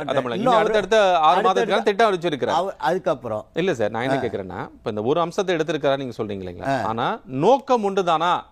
நோக்கம் வந்து அது செயல்படும் போது தானே இந்த போதையில்லா தமிழகத்தை 19 லட்சம் ஆகி போச்சு இப்பங்க சார். 50 லட்சம் ஆனானே கட்சியா மாறிதுன்னு சொல்லுறாரு. அது ஒண்ணு தப்பு இல்லையா சார்? அவங்க கட்சி தப்பு சரிங்கிறதுக்காக கேள்வி இல்லைங்க சார். அந்த 50 லட்சம் ஆனவனே அவர் அரசியல் இயக்கமாக மாறிய பிறகு என்ன திட்டங்களை முன்னெடுப்பார்? இதே தாவேக்காவுடைய திட்டங்கள் அதே போன்ற திட்டங்கள் அம்சங்களாகத்தான் அது இருக்குமா? அப்ப ரெண்டு ஒரே மாதிரி தளத்துல தான் இயங்குமா? சமூக நீதின்றது என்ன? சமூக நீதி என்ற என்ன? அதை உருவாக்குறதுக்கு தாவேக்கா முயற்சி எடுத்து எல்லாமே எல்லா வழியிலும் செஞ்சுக்கிட்டு இருக்காங்க. இத்தனை வருஷம் இங்க சமூக நீதி இல்ல. சமூக நீதி இல்லையே. எனக்கு ஆதி திராவிடன் மன்ற இதுதானே மந்திரி சபை தானே இருந்துச்சு, அதை மாத்துறாங்க. அதுவே ரவிக்குமார் வேண்டாங்கிறாரு. நீங்க சமூக நீதித்துறை வேண்டான்னு சொல்றாரு. அவர் வேண்டான்னு சொன்னா அவர் தனிப்பட்ட கருத்து சார். நான் சமூகத்தில் எல்லாத்தையும் இன்னைக்கு 7 பட்டியலினத்தாரை வந்து மந்திரி ஆக்கியிருக்காங்க. 8 வந்து மந்திரி ஆக்கியிருக்காங்க. இவங்க ஒரு பிராமணவர்கள் அவர்கள் வந்து உயர்நிலை குடியுள்ளவர்கள் 2 பேரும் மந்திரி ஆக்கியிருக்காங்க. உயர்நிலை தாழ்நிலை இந்த இது ரெண்டுமே கிடையாது. இல்ல, என்ன மறுபடியும் சமூகத்தில் ஒரு பிரச்சனையை நோக்கி உருவாக்க இல்ல இதெல்லாம் சமூக நீதிக்காக உருவாக்கப்பட்ட ஒரு கட்சி. அதே இது அவர் செய்ய ஃபாலோ பண்றாருன்னா அது வந்து அது தப்பு இல்லை. அதை பத்தி நம்ம குறை சொல்லக்கூடாது. அவர் செய்கிறாரு, அதனுடைய வளர்ச்சி, அதனுடைய பின்னாடி 50 பேரில் 1 கோடி பேர் வந்தாலும் அது அவருடைய வளர்ச்சியை நோக்கி அவர் கொண்டு போகிறார். ஆனால் இங்கே இருக்கிற தாவேக்காவுக்கு அது ஒரு பாதிப்பு கிடையாது. நம்பர் 1. எங்களுக்கு என்ன தேவைன்னா போதை இல்லாத தமிழ், கரப்ஷன் இல்லாத ஒரு இது, பெண்களுக்கும் குழந்தைகளுக்கும் எம்ப்ளாய்மெண்ட்டு பார்த்தீங்கன்னா ப்ரொஃபஸர்ஸ் வந்து 35% தான் இன்றைக்கி வந்து ரெகுலரைஸ் பண்ணியிருக்காங்க. மீதி 65% வந்து பார்ட் டைமில் வேலை பார்க்குறாங்க எல்லா காலேஜ்லேயும். அதெல்லாம் இந்த மாதிரி பல விஷயங்கள் வந்து மாற்றங்களை உருவாக்குவதற்கான செயல்பாடுகளை நம்ம செய்யும் போது அதில் என்னென்னா லஞ்சம் மட்டும் இல்லை, இந்த கரப்ஷன் என்ன இருக்குன்னா leakage of funds, wastage of funds and unutilise of funds, இதெல்லாம் இவங்களுடைய தேர்தல் அறிக்கையில் கொடுக்கப்பட்டிருக்கு. யாரு? தாவேக்காவில். இவங்க இன்னும் கட்சிக்கு வரல. இவங்க இயக்கத்தை பலப்படுத்துறதுக்கான செயல்முறையை தான் அவர் ஏற்பாடு பண்ணியிருக்கார். அதனால அவர் அண்ணாமலையினுடைய தாக்கம் வந்து ஒரு கட்சியை மாறுவதற்கு நான் வருவேன், கட்சியாக மாறுவேன் அப்படின்னு சொல்லி மக்களுடைய எண்ணங்களில் போதையில் எல்லாத்தையும் பண்ண முடியுமா? அதுக்கு ஒரு சாஃப்ட்வேர் வச்சுருக்காங்க இப்போ டெவலப்மெண்ட். இன்னும் அது வரல. அது வந்துருச்சுன்னு வச்சுக்கோங்க, எல்லா இடங்களையும் எங்கே பாலியல் குற்றங்கள் பண்ணுறாங்களோ அதெல்லாம் ஈஸியாக அரை மணி நேரத்தில் கண்டுபிடிக்கலாம். அந்த மாதிரி உள்ள சாஃப்ட்வேர்லாம் இப்போ டெக்னாலஜியில் ஏஐ மூலியமாக கொண்டு வந்திருக்காங்க. அதையும் இம்ப்ளிமெண்ட் பண்ண போகிறாங்க. இந்த போதையை வந்து தடுக்க முடியாது. அவன் எங்கே தடுக்கணும்னா அவன் மனமாற்றத்துக்கு அங்கங்கே இந்த ரிஹாபிலிட்டேஷன் சென்டர் இவங்க செய்ய போகிறாங்கன்றதை நாங்கள் வரவேற்கிறோம். யார்? அண்ணாமலை அவர்கள் செய்ய போகிறது. ஏன்னா நாங்கள் தாவேக்கா மட்டும்தான் இதை செய்ய முடியும்னு நினைக்காதீங்க. எல்லாரும் இந்தியாவில் உள்ள தமிழகத்தில் உள்ள எல்லாரும் வந்து உதவி செஞ்சாதான் போதை இல்லாத ஒரு தமிழகமாக உருவாக்க முடியும். அதனால் அவங்க இயக்கம் வந்து செய்கிறாங்கன்னா இது மாதிரி பல இயக்கங்கள் இருக்குது. அந்த இயக்கங்கள்லாம் வந்து செஞ்சாதான் தமிழகத்தில் போதை இல்லாத ஒரு நாடாக மாறும். அது ஒரு அம்சம் சார். போதை இல்லாத தமிழ்நாடுங்கிறது ஒரு அம்சம். ஆனால் இப்போ என்ன கேள்வி வருதுன்னா, பாஜக பின்னின்று இது இயக்குகிறார்கள் அப்படிங்கிற கேள்வியை தான் திமுக எழுப்புது. அவர் என்ன நோக்கம் என்ன அப்படிங்கிற அதை அடிப்படையாக கேள்வி வைக்கிறார்கள். அதாவது நம்ம முன்னாடி கூட குறிப்பிட்ட திருமாவர்கள் பேசிய விஷயம் இது. அவர் வந்து அவருடைய நோக்கத்தையே அவர் இயக்கம் வருவாரதே கேள்வி எழுப்புகிறார். அது ப்ராபபிலிட்டி தாட்ஸ் யார்? விசிக தலைவர் பண்ணது. இப்போ தாவேக்கா அப்படி தானே சொன்னாங்க. பிஜேபியினுடைய பின்னாடி பி டீம் தான் சொன்னாங்க. எல்லாருமே அவங்களுக்கெல்லாம் தாவேக்கா சொல்வதற்கும் அண்ணாமலை அவர்களுடைய இயக்கத்தை சொல்வதற்குமான இரு வித்தியாசம் இருக்குது. ஒன்று, தாவேக்கா வந்து பிஜேபி கொள்கை எதிரின்னு சொல்லியிருக்காரு, அது ஒரு பாயிண்ட். ரெண்டாவது பாயிண்ட், பிஜேபியுடைய ரெப்ரசன்டேட்டிவா விஜய் அவர்கள் இல்லை. ஆனால் இது ரெண்டுமே வந்து அண்ணாமலை அவர்கள்ட்ட இருக்கு. அண்ணாமலை அவர்கள் பிஜேபியுடைய தேசிய மாநில தலைவராக இருந்திருக்கிறார். ரெண்டாவது, தன்னை ஒரு தேசியவாதி, தான் இங்கு இயங்க தளமாக இருக்கிறேன் என்று அறிவிச்சிருக்கிறார். அவர் தான் ரெப்ரசன்டேஷனாகவும் இருந்திருக்கிறார். அவர் எதுக்காக பிஜேபியிலேருந்து வெளியே வந்தார்? பிஜேபியில் தலைவராக இருந்திருக்காரு, எல்லா பொறுப்புகளும் இருந்திருக்காரு, எல்லா இடத்துக்கும் ஊர்வலமாக வந்தார், என் மண் என்று சொல்லி எல்லா இடத்துக்கும் வந்தவர். அப்பேற்பட்ட ஒரு தாள தலைவராக இருந்த அவர் ஏன் வந்து பிஜேபியிலேருந்து வந்தார்? காரணம் என்ன? ஏன் அவங்க சரியாக வச்சுக்கலையா? இல்லை மேலிடத்தில் அவங்களுக்கு சரியான ரிப்போர்ட் கொடுக்கலையா? இவர் அவங்க எதிர்பார்த்த மாதிரி இவர் செய்யலையா? அங்கே உள்ள அரசியல் தலைவர்கள் இவருக்கு ஒத்துழைக்கலையா? பல கேள்விகள் வரும். ஆனால் இவர் வந்து இயக்கத்தை உருவாக்கும்னு சொல்லி வெளியே வந்திருக்காருன்னா ஒரு பர்பஸ் என்ன? நாட்டை நம்மளை வந்து கட்சியிலேருந்து செய்ய முடியாது, வெளியிலேருந்து செய்யலான்ற ஒரு நோக்கத்தில் தான் வந்திருக்கார். அது வந்து என்னென்னா, இப்போ அவர் சொல்லியிருக்காரு 2031 தேர்தல் இதில் எலெக்ஷனில் நிற்போன்னு. அதுக்கு முன்னாடி 2029 வருது. அந்த பார்லிமெண்ட் எலெக்ஷனில் அவருடைய கொள்கைப்பாடு என்ன, அவருடைய நிலைப்பாடு என்ன, எல்லாமே கேள்விக்குறியாக இருக்கே. அதெல்லாம் வெளிப்படுத்தினாதான் எல்லா மக்களுக்கும் தெரியும். 2024 நீங்களும் அப்படித்தானே சொன்னீங்க. 2024 எங்களுடைய இலக்கு 2026 தான். நாங்கள் 2024 நாடாளுமன்ற தேர்தலை கண்டெஸ்ட் பண்ண மாட்டோம்னு சொல்லி தான் தாவேக்காவும் சொன்னாங்க. ஆமாம், இவங்க அதனுடைய நிலைப்பாடு வரணும்ல. இவர் வந்து தேசிய கட்சியில் இருந்தவர் தானே, இவருக்கு தெரியும்ல என்ன நடக்க போகுது. 50 லட்சம் பேர் வந்தோன்னா அடுத்த கட்சி ஆரம்பிக்கவே போகிறேன்னு சொல்கிறாரு. அது 3 மாதத்தில் ஆரம்பிக்கலாம், 6 மாதத்தில். 2029ன்றது இன்னும் 2 வருஷம் தானே இருக்குது. அதனால் இவருடைய நிலைப்பாடு அதில் தெரிஞ்சாதான் உண்மையான நிலைப்பாடு மக்களுக்கு தெரியும். இல்லை, இதில் மெய்யான சமூக நீதினு ஒரு வார்த்தையை குறிப்பிடுறாரு, நிலையான வளர்ச்சின்னு சொல்கிறாரு, பண்பாட்டு மீட்சி அப்படின்னு சொல்கிறாரு. அங்கே தான் கேள்வி எழுப்புறாங்க திமுகவின்னு. பண்பாட்டு மீட்சின்னா என்ன ரெப்ரசன்ட் பண்ண நினைக்க? உண்மையான அப்போ இதில் தேசியவாதி, மதச்சாயம், மத அரசியல் இதெல்லாம் பின்புலமாக இருக்குமான்னு ஐயப்படுறாங்க. சார், மெய்யான இந்த வார்த்தைகள் இதெல்லாம் வார்த்தை விளையாட்டு. ஒவ்வொரு வார்த்தையாக ஒன்றா சொல்லிட்டு வர்றது. ஆனால் சமூக நீதிக்காக அவர் பாடுபடுறதுக்கு இறங்க இருக்கேன். இதுக்கு தான் போதை இல்லாத ஒரு சமூகத்தை உருவாக்குறேன்னு நினைக்கிறார். ஒன்று.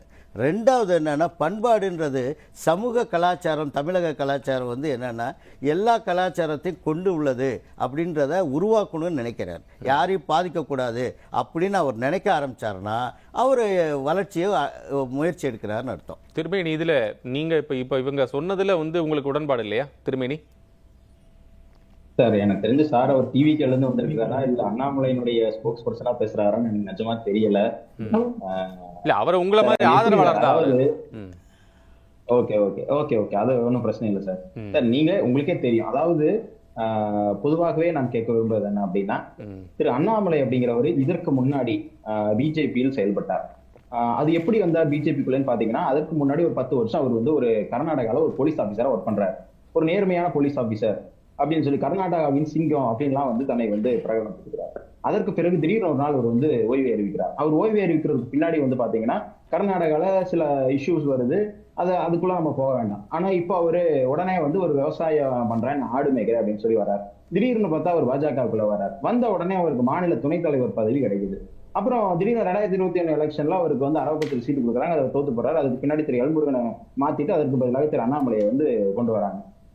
சார் இதெல்லாம் தெரிஞ்ச கதை சார், புதுசா சொல்லுங்க சார். அதான் சார், அதனாலதான் சொல்றேன், திடீர்னு ஒருத்தர் வந்து எப்படி சார் ஒருத்தர் கட்சிக்குள்ள உள்ள வந்த உடனே அவருக்கு வந்து மாநில துணைத் தலைவர் பதவி கொடுக்கறதும், அதற்கு பிறகு மாநில தலைவர் ஆக்குறதும், அதற்கு பிறகு வந்து பாத்தீங்கன்னா அவருக்கு வந்து ஒரு இம்பார்ட்டன்ஸ். உங்களுக்கு என்ன நட்டோன்னு கேட்க, கலைஞர் எப்படி முதலமைச்சர் ஆனாரு, கலைஞர் எப்படி திமுக தலைவர் ஆனாரு சார், எப்படி சார் ஆனாரு சொல்லுங்க சார். திரு மு.க. ஸ்டாலின் எப்படி சார் வந்து திமுக தலைவர் ஆனாரு, கலைஞர் மகேந்திரனால திமுக தலைவர் ஆனாரு. கலைஞருக்கு பின்னாடி வந்து அவர் வந்து அதற்கு முன்னாடியே வந்து திராவிட முன்னேற்ற கழகத்திலே ஒரு முக்கியமான நபராக இருந்தார். 25 வயசுல வந்து 14 வயசுல வந்து கையில வந்து இந்தியை எதிர்த்து வந்து பிரச்சாரம் பண்ணி அவர் வந்து நடைபயணம் போனார். அதுக்கு மாணவ பத்திரிகையை வந்து நடத்தினாரு. தொடர்ச்சியாக அவர் வந்து களத்தில் வந்து இந்திக்கு எதிராக வந்து பிரச்சாரம். பிரச்சனை என்னன்னா திரும்பி நம்ம வந்து இப்ப நம்ம காலம் சென்ற தலைவர்களை குறித்து நம்ம இங்க பேசல, நமக்கு வந்து இன்னைக்கு விவாதத்தில் ஒரு பொருள் அது இல்ல. நான் என்ன உங்ககிட்ட நினைவு அதுதான் அவரையும் நான் சொல்றேன். அவர் செல்வம் சார், இப்ப நம்ம அந்த விஷயங்களை பேசுறத விட இல்ல அதுக்கெல்லாம் அண்ணாமலை வந்து இப்படி பதவிக்கு வந்துட்டார் அப்படின்னா அது பாரதிய ஜனதா கட்சிக்கு அண்ணாமலைக்கு உள்ள விஷயம். உங்களுக்கு என்ன சார்? இல்ல ஆனா செல்வம் சார் ஒரு முடிக்க விடுங்க சார். திருமணி ஒரு நிமிஷம், ஏன் சார் நீங்க வந்து குறுக்க வர்றீங்க? திருமணி ஒரு நிமிஷம், நான் ஒரு செல்வம் சார் ஒரு கேள்வி. செல்வம் சார், இப்ப அதுல அண்ணாமலை அவர்களுக்கு கொடுக்கப்பட்டது போல் ஒரு முன்னுரிமை அந்த கட்சியில வேற யாருக்குமே கொடுக்கப்படலையே. அது வரைக்கும் நீண்ட காலமாக 10 வருடம் 20 வருடங்களாக பயணப்பட்டிருந்தவர்கள் யாருக்குமே அந்த அளவுக்கு கொடுத்தாலும் கூட அவங்க அந்த இடத்துல இருந்து வெளியே வந்து தன்னுடைய இயக்கத்தை கண்டு தான் முதலமைச்சராக வேண்டும் என்ற ஒரு எண்ணத்திலோ அல்லது மக்கள் சேவை செய்யும்போதற்கு ஒரு வாய்ப்பாக அது இருக்குங்கிற எண்ணத்திலோ செயல்பட்டார்னா அவருக்கு கொடுத்தது போல ஒரு ப்ராமினன்ஸ் வந்து பிஜேபியில வேற யாருக்கு கொடுத்திருக்கிறாங்க அப்படிங்கிற ஒரு கேள்வி எழத்தான செய்யுது. செல்வம் சார், கோபாலகிருஷ்ணன் சார், என்னை போல பேசுகிறவர்கள் என்னை விட திறமையாக பேசுகிறவர்கள் நிறைய இருக்காங்க. ஆனா அவங்களுக்கு வாய்ப்பு கிடைக்காம, அவங்களுக்கு வாய்ப்பு தேட முடியாம அல்லது வாய்ப்பு கிடைக்காம நிறைய பேர் வெளியே இருக்காங்க சார். அரசியல் இயக்கங்கள்ல நல்ல பேச்சாளர்கள், நல்ல தகுதியான கள உழைப்பாளிகள், களப்பணியாளர்கள் இருக்காங்க. நான் என்ன சொல்றேன்னா, ஒரு குதிரை இவர் ஜெயிப்பார் என்ற நம்பிக்கை பாரதிய ஜனதா கட்சிக்கு ஏற்பட்ட காரணத்தால் அவருக்கு துணைத் தலைவர், மாநில தலைவர் பதவி கொடுக்கறாங்க. அதுக்கு பிறகு இவர் இந்த வழியில பயணம் செய்யணும்னு சொல்றாரு. அந்த கட்சி தலைமை என்ன சொல்றாங்க, அண்ணா திமுகவோட தான் நம்ம கூட்டணின்னு சொல்றாங்க. இவர் திரு அண்ணாமலை அவர்கள் நாம தனித்தே நிற்போம்னு சொல்றாங்க. தனித்தே நின்று 2024 பாரதிய ஜனதா கட்சி தலைமையிலான அணி 18% வாக்குகள் பெறுது, 82 லட்சம் வாக்குகள் பெறுது. நாம 2026 சட்டமன்ற தேர்தலும் தனிச்சு நிற்போம், மதிக்க தகுந்த வெற்றி பெறுவோம்னு சொல்றாரு. அந்த தலைமை ஏத்துக்கிடல, அதனால வெளியே வராரு. இவ்வளவுதான் விஷயம். சரி, நான் மீண்டு வரேன் செல்வம் சார் உங்ககிட்ட. திரும்பி நீங்க கம்ப்ளீட் பண்ணுங்க, முடிஞ்ச நிறைய செய்யுங்க. கரெக்ட். இப்ப அதே போல திரு அண்ணாமலை அவர்கள் படிப்படியாக இப்படி வந்துட்டு இருக்கும் போது திடீர்னு வந்து அவருக்கு உட்கட்சியில நிறைய பிரச்சனைகள் வருது. அது ஏன் வருது, எதனால வருது அப்படிங்கறது அந்த கட்சியில் இருக்கக்கூடியவர்களே வெளிப்படுத்துவாங்க. திடீர்னு ஒரு நாள் அவர் போய் மோடியும் அமித்ஷாவையும் சந்திக்கிறாரு. நான் கட்சியை விட்டு விலகிறேங்கிறாரு. முதலாக உலக வரலாற்றிலேயே ஒருத்தர் வந்து ஒரு கட்சியை விட்டு விலகிறேன்னு சொல்றதும், அவர் ரெசிக்னேஷன் அக்செப்டட்னு சொல்லிட்டு அந்த கட்சி வந்து ஒரு அறிக்கை விடுறதும் வந்து இங்கதான் நம்ம பாக்குறோம். அதற்கு பிறகு வெளியே வந்து அவர் வந்து நான் இயக்கம் தொடங்குறேன் அப்படின்னு சொல்றாரு. தன்னை எல்லா இடத்துலயும் தன்னை பாத்தீங்கன்னா ஒரு தேசியவாதின்னு பிரகடனப்படுத்திக்கிறாரு. இதெல்லாம் வந்து பாத்தீங்கன்னா ஒரு பக்காவான ஒரு பிளானாக, ஒரு அஜெண்டாவாகத்தான் நமக்கு தெரியுதுங்க. பாஜகவால் டைரக்டாக வந்து தமிழ்நாட்டுக்குள்ள காலடி எடுத்து வைக்க முடியல. அப்படி வச்சா வந்து இங்க திராவிட முன்னேற்ற கழகம் வந்து சும்மா இருக்காது, திராவிட கழகம் சும்மா இருக்காது அப்படிங்கிற ஒரு காரணத்தினால ஒரு பேக் பின்னாடி வழியாக வருவதற்காக அண்ணாமலை மாதிரியான ஒரு நபரை வெளியிலிருந்து பார்த்தா ஒரு நேர்மையான போலீஸ் அதிகாரி அப்படிங்கிற ஒரு பிம்பத்தை கட்டமைப்பதற்காக இப்படிப்பட்ட ஒரு நபரை கொண்டு வருகிறார். ஆனா அவர் மேல என்னென்ன குற்றச்சாட்டுகள் வந்தது, அவர் வந்து கடந்த 5 ஆண்டுகள்ல வந்து அவர் மேல என்னென்ன குற்றச்சாட்டுகள் வந்தது, ஒரு ரஃபேல் வாட்ச் மேட்டரா இருக்கட்டும், இல்ல அவர் வந்து லேண்ட் வாங்கினது, இந்த மாதிரியான விஷயங்கள்லாம் வந்து அவர் மேல இப்ப நம்ம பொதுப்படையா நம்ம வந்து மேடையில பேசுற மாதிரி பேசுறது சரியா இருக்காது. திரும்பி நம்ம என்னன்னா, ஒரு குற்றச்சாட்டு நீங்கள் வைக்கின்ற போது தயவுசெய்து ஒரு ஆதாரத்தோட ஒரு விஷயம். இப்ப நீங்க அவர் வந்து இப்ப இந்த ரஃபேல் வாட்ச் சொன்னீங்க, அவர் வந்து செய்தியாளர் சந்திப்பிலேயே அதுக்கான பில் உள்பட எல்லாத்தையும் அவர் வெளிப்படுத்தினாருங்கிறத உங்களுடைய நினைவுக்கு நான் கொண்டு வரேன். அதே போல அவரே சொன்னாரு, என்னுடைய சாப்பாட்டுக்கு உட்பட என்னுடைய டிராவல் அலவன்ஸ், நான் தங்கி இருக்கிற வீடு எல்லாத்துக்குமே வந்து என்னோட நண்பர்கள் தான் இது பண்றாங்க, எங்கிட்ட வந்து சல்லி காசு கூட இல்ல அப்படின்னு சொல்றாரு. உங்களுக்கு இன்னொரு தெரியுமா திருமணி சார், உங்க முதலமைச்சர், முன்னாள் முதலமைச்சர், திமுக தலைவர் என்னுடைய கையிருப்பு 10,000 ரூபாய் தான் சொன்னார் தெரியுமா? தேர்தல் அபிடவேட்ல என் முன்னாள் முதலமைச்சர் திரு மு.க. ஸ்டாலின் அவர்கள் திமுக தலைவர் வேட்பு மனுவில் 10,000 ரூபாய். என்ன சார் இந்த நீங்களும் போய் பேசுறீங்க? சும்மா இருங்க சார். சரி, ரைட். திருமணி 10,000 ரூபாய் டெபாசிட் சொன்னார். ரைட், செல்வம் சார், நான் அந்த கவுண்டர் பாயிண்ட் எடுத்துக்குவாரு. நீங்க திருமணி கம்ப்ளீட் பண்ணிடுங்க, நிறைய ரொம்ப சுருக்கமா சொல்லுங்க. ஓகே. அதே போல இப்படியாக கொண்டு வரப்பட்ட தன்னை ஒரு நேர்மையான ஒரு பிம்பமாக கொண்டு வர பார்க்கிறாங்க. உங்களுடைய சந்தேகம் உங்களுடைய சந்தேகம் என்னன்னா, பாஜக பின்னின்று அவரை வந்து இது போல ஒரு நபரை தான் வர முடியாது அப்படிங்கறதுனால இவங்க வந்து இது போல இறக்குறாங்க அப்படிங்கறதா? செல்வம் சார், அதுக்கான சுருக்கமான பதிலுரை சார், அப்படியே கம்ப்ளீட் பண்ணிடலாம். ஒன்னு சொல்லட்டுமா? வெகு விரைவில் பூனைக்குட்டி வெளியே வருவதை போல வரும் என்று சொல்வார்கள். அதை போல வருகிற நாடாளுமன்ற கூட்டத்தொடரில் திமுக பாரதிய ஜனதாவோடு எப்படி ரகசிய உடன்படிக்கையில் இருக்கிறார்கள் என்பது வெளிப்படும். ஏன்னு கேட்டீங்கன்னா, one nation one election bill வருது, common civil code bill, uniform civil code bill வருது, டீலிமிட்டேஷன் பில் வருது, உமன் ரிசர்வேஷன் பில் வருது. இதுல திமுக என்ன ஸ்டாண்ட் எடுக்காங்கிறத நான் சேலஞ்சா சொல்றேன். திருமணி அவர்கள் எதிர்காலத்தில் வாய்ப்பு இருந்தால் இதே தொலைக்காட்சியில நாம விவாதம் பண்ணுவோம். அன்னைக்கு திமுகவுடைய முகமூடி அம்பலப்படும், முகமூடி கிழிக்கப்படும், அம்பலப்படும், அப்ப இருந்து இப்ப வரைக்கும் நாங்க சொல்லிட்டு இருக்கோம் யூனிஃபார்ம் சிவில் கோடுக்கு எதிரானது திராவிட சும்மா இருங்க சார்.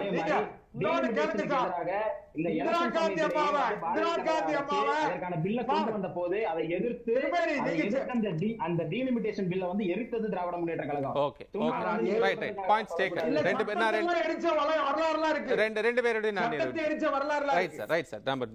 ராமன் சார், உங்களுடைய நிறைவு கருத்து இதுல வந்து பின்னின்று இயக்குகிறது என்ற ஒரு விமர்சனமும் குற்றச்சாட்டு இல்ல, ஒருபோதும் கிடையாது.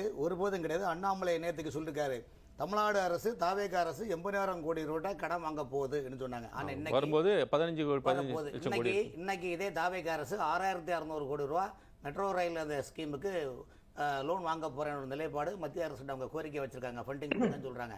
இப்போ திருமணி சொன்னாரு, கலைஞர் வந்து அப்படியே ரொம்ப மனசாட்சியோட வந்தார். 1949 செப்டம்பர் 17 ராயபுரத்தில் ராபின்சன் பூங்காவில் அவர் போட்ட மீட்டிங்கில் 47 லிஸ்ட்டில் இருந்தார் கலைஞர். இவர் எப்படி முதலமைச்சராக வந்துட்டாரு? இன்னைக்கு சேலம் சித்த வைத்தியசாலை மாதிரி நீங்களே எல்லாத்துக்குமே தெரியும். இல்ல சார், நீங்க சொன்னது சொல்றேன். அண்ணாமலை சார் திறமை யாரிடம் உள்ளதோ, ராமேஸ்வர மடத்தில் ஆயிரக்கணக்கான சீடர்கள் இருந்தாலும் ஒரு நரேந்திரநாத் தான் விவேகானந்தராக கட்டப்பட்டார். அதை புரிஞ்சுருக்க. ஒரு கார்ல் மார்க்ஸ், ஒரு லெனின் என்பது கம்யூனிஸ்டுடைய உருவம் என்பது குறிப்பிடத்தக்கது. அதே போல இன்னைக்கு பாஜகவில் கார்ல் மார்க்ஸ் போன்ற ஒரு நிலைப்பாட்டில் கருவாக பாஜகவில் கற்றுக்கொண்டாலும் அண்ணாமலை அவர் லெனின் வடிவாக செயல்படுகின்றார் என்பது அண்ணாமலை நிலைப்பாடு. ஆகவே தமிழ்நாட்டை பொறுத்தவரையும் இளம் தலைமுறையை மையம் வைத்துதான் அவர் அரசியல் பயணிக்கிறார் என்பது நிலைப்பாடு. சார், போதை இல்லாத தமிழகத்தை உருவாக்குவதற்கும், லஞ்சமில்லாத தமிழகத்தை உருவாக்குவதற்கும், பஞ்சமில்லாத தமிழகத்திலே வாழ்வதற்கும் ஏற்பாடு செய்கின்ற தாவேக அரசுடன் யார் யார் எங்கெங்கே இயக்கங்கள் நடத்துகிறார்களோ அவர்களுக்கெல்லாம் இந்த சமூக பார்வை கண்ணோட்டத்துடன் செயல்படுகிறவர்களுக்கெல்லாம் தாவேக அரசினுடைய உடனுடன் செயல்பட்டால் தமிழகம் மிக வெற்றி காணும்.